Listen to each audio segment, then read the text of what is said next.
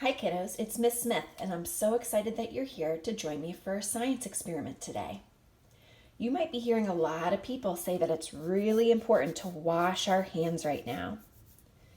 You're supposed to wash your hands when you come inside, maybe after you run errands with your parents, before you eat. So today we're going to take a look at why it's so important to wash your hands.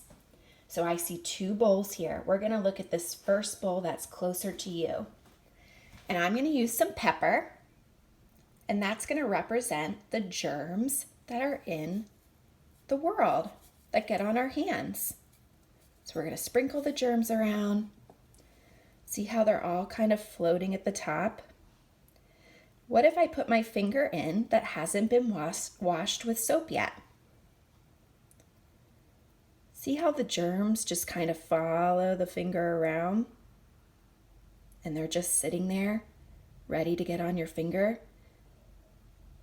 What happens if now we put some soap in our bowl that we use to wash our hands, and we put it on our finger just like we're washing our hands? So we've got some soap. What do you think is going to happen with these germs? They're going to go away. Do you see how all of the germs went to the outside of the bowl, away from your hand?